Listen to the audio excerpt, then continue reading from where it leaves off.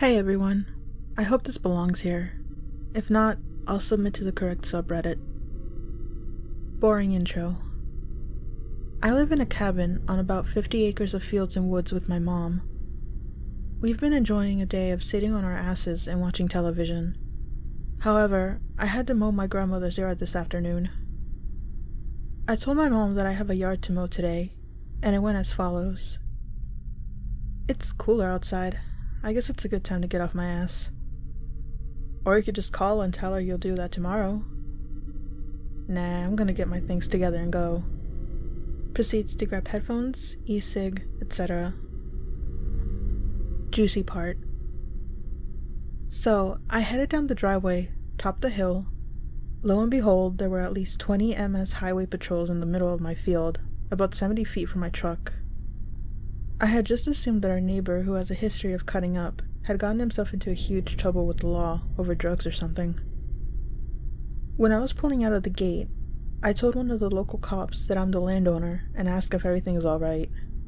He said, "It's going to be." Whatever that means. On the way to my grandmother's house, I called my mom and said, "I don't know any other way to put this than there are like 100 cops in our field." She said that she's on the way to check it out.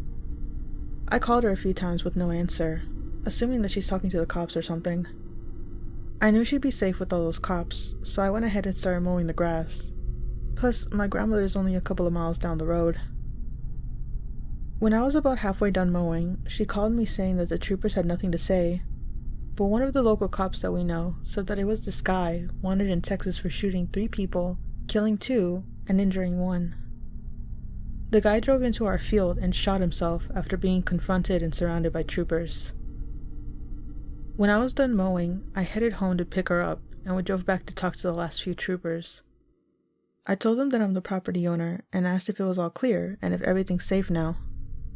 They said that they had just moved the body and car out, so it's clear. Wow, all the way from Texas, huh? Well, be safe. Thanks, I said. We drove over to the site after the troopers left. Right behind our old pecan tree were a bunch of tire treads and a giant bloody spot in the grass. We're still in a state of what the fuck. Going by the press conference we just watched as I was typing this guy shot himself as I was going up the driveway. I didn't even hear the gunshot or sirens, but I remember having my radio turned up. So, Randall Lee Burroughs? I'm glad we didn't meet. TLDR. Guy from Texas who was wanted for double homicide offed himself less than 100 yards from our very isolated cabin in the woods. While I was headed to cut the grass at my grandmother's house, he could have possibly taken me and my mother hostage. P.S. Somehow this guy can find my field, but FedEx can't.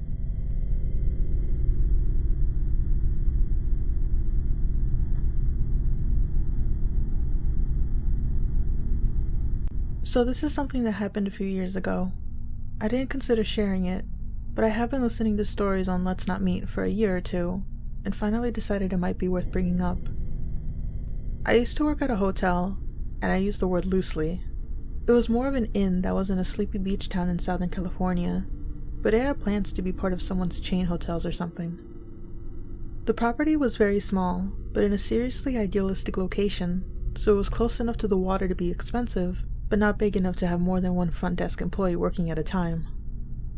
My sister and I worked there together, and we shared one manager, aside from the housekeeping, but they got to leave a lot sooner than the unfortunate front desk who worked nights. I used to work mornings, which is a lot more hectic considering checkouts at this particular property were tough.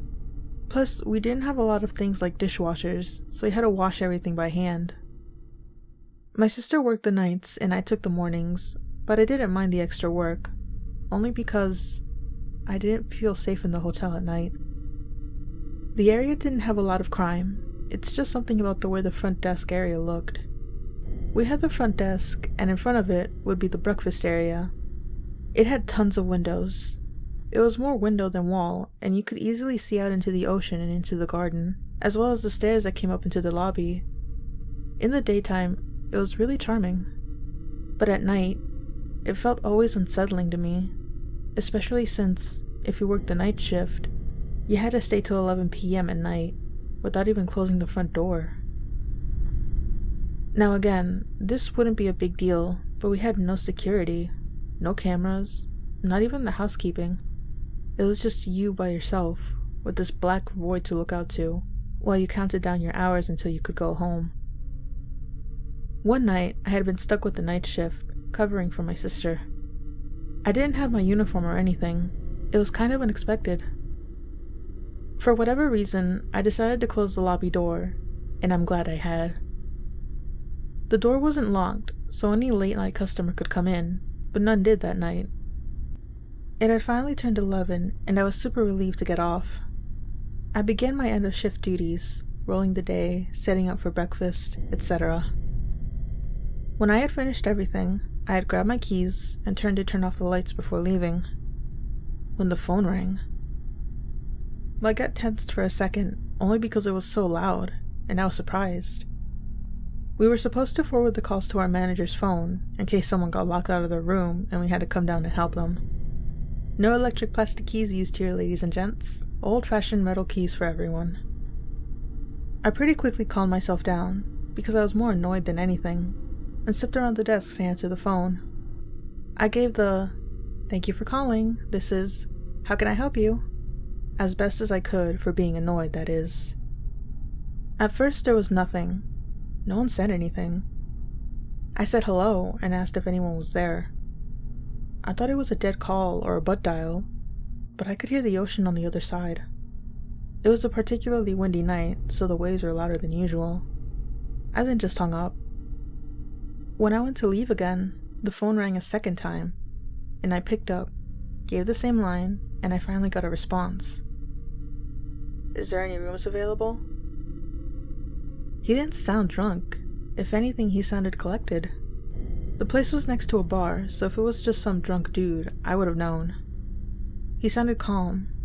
Like, unnervingly calm.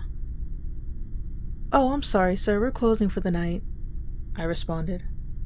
It's not uncommon for someone to find our hotel on like some Priceline type thing and try to get us to give them a lower price over the phone.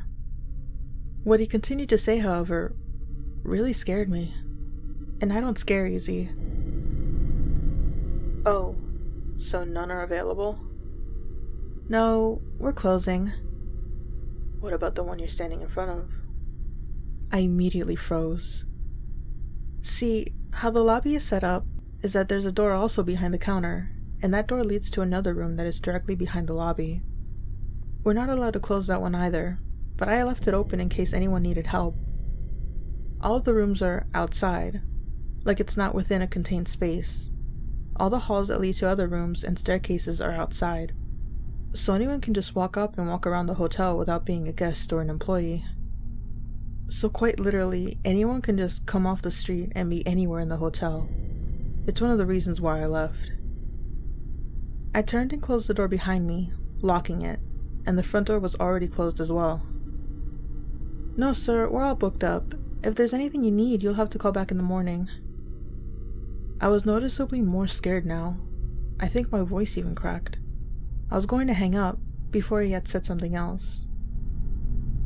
"I like your tiger," in the creepiest, most slithering voice I think I ever heard.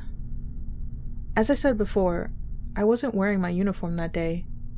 I had a gray shirt that this rainbow paint splatter type tiger face on the front. I stared out into the windows before it really hit me. The lights inside the lobby lit it up, so you could see inside of it, while from being inside, you just saw nothing but blackness. He was outside of the lobby, probably most likely staring in through the glass. I didn't get to say anything before he asked, "Is the front door locked?" I threw the phone out of my hand and ran around the desk, locking the deadbolt on the front door. I began to, what I assume was, have a panic attack. I was crying and freaking out. I had never been so scared at one time, in a really long time. Then banging came from the door, really aggressive and angry banging.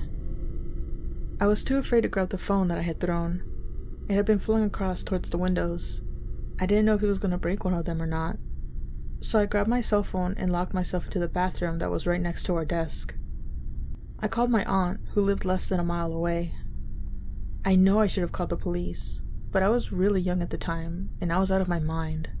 And she was a black belt, so I knew she could defend herself. I called her and barely was able to tell her what was happening between my crying and freaked out breathing. Normally, this shouldn't have scared me so bad, but I've dealt with stalkery type stuff before, and it felt the exact same way as it did before. Nightmarish. It wasn't until she called me again and told me she was outside the lobby and that it was locked that I had left the bathroom. I know I made a mistake by not calling the police, because he wasn't there anymore by the time she had gotten to the door. So I have no idea what he looks like, and our policy of never keeping the door closed didn't change, even after I had reported to the owners what happened. I've had some issues with safety after that, but none as scary as this one. If it was some drunk, it would have been fine. He sounded like he fully knew what he wanted to do, whatever it was. After that, I didn't work night shifts anymore. So whoever talked to me, that's not me.